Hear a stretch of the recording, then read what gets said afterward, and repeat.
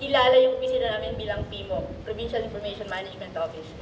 Noong pong September 23, 2010, through an executive order by our governor, renaming PIMO into PICTO. Yung PICTO po kasi inalign lang po yun kasi meron pong office under DOST na ICTO, Information and Communications Technology Office. So, inalign lang po yan para kasabay lang po. Kasi yung mandate naman po kasi parang pareho lang. Kaya ganun po yung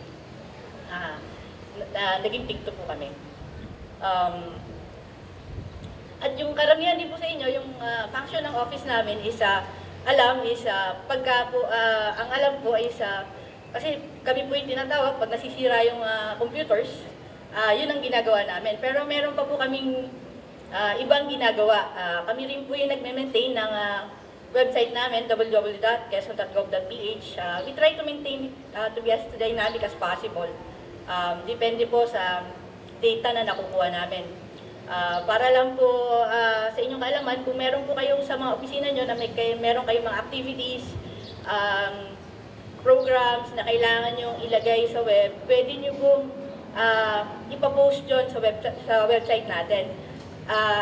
Pero po, dadaan po muna kayo sa PIO, kailangan po pre-approve ng Provincial Information Office.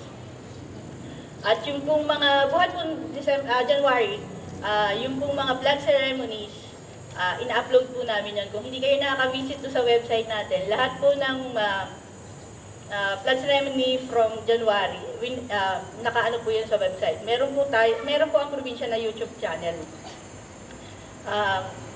Kami rin po ay nag-maintain ng mga servers ng mga information system ng probinsya. Most of you kasi hindi nyo po kasi nararamdaman siguro, ang nakakaramdaman po sa amin ay accounting office. Kasi po lahat ng information system namin is sila yung end users. Ito na rin po yung paraan para magpasalamat kami kay Ma'am Vanji because she's always been the champion of information systems. Kaya lang naman po kasi nagsasakit ng information system pag may nagsa-champion. Otherwise, talaga pong hindi natin magagamit ng maayos. Kasi po, hindi naman po pakikinggan kami ng mga empleyado pag kami lang. Sa kailangan po from the top, ipupursue yun. Ganon din po yung pasalamat namin kay Governor Suarez sa pagbibigay sa amin ng mga kasi po, ang pag-maintain ng ICT office, meron po yung maintenance cost. After a few years, kailangan palitan mo yung mga gamit para to keep up sa technology. So yun po, ibinibigay sa amin at patuloy po kami binibigyan ng mga tao na capable para gumawa at patuloy na pagandahin ko ano man yung information system natin. Tapos po ngayon, meron din po kami na rin, nagde-develop na rin po kami ng mga systems. We handle yung PMIS, ENGAS. Soon, i-deploy na rin po namin yung DTS. DTS is Document Tracking Service. Document Tracking System. So, 10 opisina po yun. Mostly po, financial documents po muna ang gagamit nun. Ang target po ni Ma'am Vanji by May is running na po yun. Dineploy na, meron po kasi kaming initial na deployment sa accounting office. Ginagamit po nila yung mula noong September 17 last year. Meron pong konting revisions kasi pag ginamit na po natin yung, kung nakikita nyo po sa mga cashiers, meron silang barcode reader. Gagamit na rin po tayo nun. Na-test na po namin, including the labeling printer. Ang iniintay na lang po namin yung ibang gamit, yung hardware requirements para ma-connect yung mga 10 opisina. Meron din po kaming ginagawa ngayon na sana makatulong sa mga, i-deploy sa mga district hospitals yung kasama sa consignment. Parang ano na rin po yun, maliit na hospital management information. Din po ay i-deploy sa mga district hospitals. Tapos po, yung huli ngayong dinidevelop is yung para sa opisina namin. Kung kayo po ay nagpapagawa ng, nagre-request sa aming opisina, meron po kayong pinipila pa na job order form. Yung pong job order form na yon ginawa naming system. Kasama na po doon kasi meron na po tayo ngayong IPCR. Sinama na po namin yon para at the end of the semester, hindi na po kami mahihirapang magbilang. Supposedly generated na yon, including the points. Yun lang po ang ginagawa namin sa opisina. Bukas po ang opisina namin para tumulong. We may not have of all the answers or solutions to your problems, but we can always point you to the right directions para sa kung ano man yung technical na problema nyo. Palakpakan po natin ang Provincial Information Technology Communication Office. Sa lahat po ng mga department heads, sa lahat po ng mga empleyado, isa pong mapagpalang umaga. Una po sa lahat ay gusto ko lang magbigay ng ilang mga updates. Last Monday, nagkameron ho ng pagpupulong ang Provincial Development Council sa pangunguna po ng ating Honorable Governor. Kasama po ang member ng council, most of them ay yung mayors, syempre, at saka po yung mga members from CSO. Naging mahaba po yung daloy ng pagpupulong at ilan po sa mga napag-usapan ay ang mga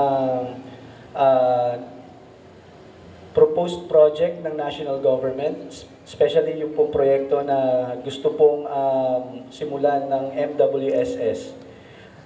Lamang po, binigyan po ng ilang pagpapaliwanag ng ating butihing gobernador ang ilan sa mga issues na nakapaloob po dito sa usapin ng tubig na nanggagaling po sa Umiray, bayan ng General Nakar, na sinusupply po sa Metro Manila. Alam nyo kasi mga kapwa-empleyado, may tuturing talaga nating pinagpala. Katulad ng sinabi sa lalawigan ng Quezon, pinagpala ating lalawigan. In terms of natural resources, isa tayo sa masasabi po nating mayroong napakayamang mga pinagmumulan ng mga natural resources katulad po ng tubig. At hindi po may tatanggi na dito po sa range ng Sierra Madre, malaki pong watershed area yan na gusto pong itap ng MWSS muli sa pamamagitan po ng Water Centennial Project na binanggit po ni Pangulong Noynoy Aquino nung kanya pong nakaraang State of the Nation address. Gusto ko lang pong bigyan kayo ng ilang paglalarawan kung ano na po ang status ng project na to.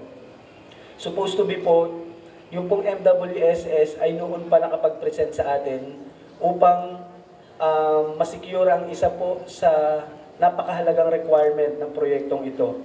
Ang endorsement po o recommendation ng Provincial Development Council. Lamang ay hindi po ito naisagawa noong nakaraan at tumalon po sila sa ilang mga proseso na masasabi po nating hindi po katanggap-tanggap sa ating lalawigan sapagkat may mga proyektong nais silang isagawa na wala pong kapahintulutan ng Provincial Development Council at siyempre ang primary concern po ni Governor Suarez dito ay huwag maulit yung ilan sa mga naging karanasan natin, lalo't higit noong isagawa po yung Angat Umiray Transbasin Project na kung saan naglagay po sila ng tubo from Metro Manila, dumaan ng Bulacan hanggang dito po sa Barangay Umiray, General Nakar, pero ni Singkong Duling po na buwis o royalty ay wala pong natanggap ang lalawigan ng Quezon.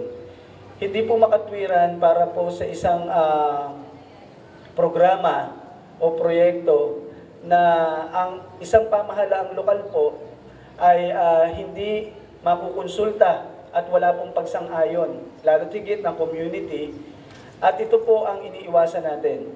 Kung kaya't nag-organize po ng isang technical working group ang Provincial Development Council at nagsagawa po kami ng meeting last Tuesday or last Wednesday para po magkameron ng preliminary discussion dito. May pagtitiyak po na gustong gawin si Governor Suarez. Una, tiyakin na hindi po ito magdudulot ng kapahamakan sa ating community, lalo't higit yung pong mga community po ng mga katutubo doon po sa bayan ng General Nakar. Pangalawa, hindi po ito magdudulot ng kapinsalaan na magpo-pose po ng danger sa ating kalikasan at sa atin pong likas na yaman. Ikatlo po, tiyakin po na magkakameron po ng benepisyo dito. Yung community, yung municipality, yung barangay, at syempre po yung kabuuan ng ating lalawigan. Mga Quezonian po ay hindi po madamot at hindi po bato ang puso upang ipagkait po natin at ipagdamot ang tubig na itinuturing pong buhay para po sa mga mamamayan ng Metro Manila. Pero hindi rin naman po sapat na dahilan yan para hindi po natin tiyakin ang ilan po sa mga issues na inire-raise po ni Governor Suarez. Kung kaya't makakaasa po ang lalawigan ng Quezon na hindi po mauulit yung po naging aral noong nakaraan na may mga naisang pangkaso, subalit hindi po ito nag-prosper at hindi po naging favorable sa province ng Quezon na naging desisyon po ng Korte. Natalakay din po doon ang ilang mga issues pagdating po sa illegal na pangingisda sa ating lalawigan. Marami pong mga munisipalidad ang nagpapaabot sa atin pong sa tanggapan po ni Governor Suarez na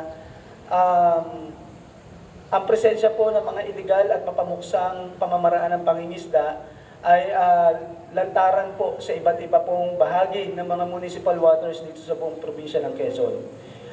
Katulad po na nabanggit, napakayaman po ng ating karagatan at kung hindi po natin ito poprotektahan at pangangalagaan at hahayaan po nating masira sa pamamagitan ng mga destructive method of fishing, hindi po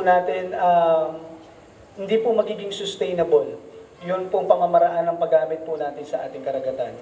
Kung kaya't sa atas po ng punong lalawigan at sa mga national government agencies ay patuloy pong pagsisikapan at paigtingin ang pagmamonitor dito po sa mga karagatan ng ating lalawigan ng Quezon. Bilang panghuli po, ang Provincial Employment and Services Office ay nag-conduct po ng isang meeting with the universities at colleges. Kasama po ni Congressman Danny Suarez ang isa po sa may pinakamalaking call center business dito po sa ating bansa at inaasahan po na sa nakatapos pong pagpupulong at dialogo ay may improve po ang paghahanda ng ating mga schools doon po sa demand at manpower requirement nito pong call center na nais pong itayo dito po sa lalawigan ng Quezon. At gusto ko pong pasalamatan si Attorney Melo dahil sa maiksing panahon po, almost siguro 3 days lang ho ata sila nag-prepare pero nag-groundwork po nila at napuntahan po nila yung halos malalaking universities at colleges dito sa lalawigan ng Quezon upang mapulong po nung nasabi pong BPO business na kung saan ay nakatakda pong magtayo dito po sa ating lalawigan. At sa ating pong host department, sila po ang inaasahang magpapagaan at magpapadali ng ating mga pagbibigay serbisyo sapagkat alam naman po natin na information technology na talaga ang trend ngayon at kung hindi po tayo makakasakay sa bandwagon na to, maiiwan po tayo. Kaya po hindi lamang dapat sa accounting, kung malilink na po sa pamamagitan po ng documentary track system na sisimulan ng PICTO sa pamamagitan po ng masusing pag-uugnay-ugnay ng iba't ibang opisina sa pamumuno ng accounting, mas mapapadali po siguro natin ang ilang mga transactions dito po sa Kapitolyo. Araw po na Lunes ngayon, sa darating na linggo po, meron po tayong Pacquiao Mayweather dito po sa Quezon Convention Center. Napakasaya kong manood dito sa mga previous hosting natin dito sa Quezon Convention Center, napupuno po talaga ito at inaasahan po natin sa pangunguna po ni Engineer Roel Radoban na muli dadayuhin po yung ating Pacquiao Mayweather dito sa atin pong Quezon Convention Center. Araw po ng Lunes, inaasahan po ang 100% commitment po natin sa ating individual responsibility sa ating pong mga tanggapan. Muli, isa pong mapagpalang umaga at mabuhay po ang lalawigan ng Quezon.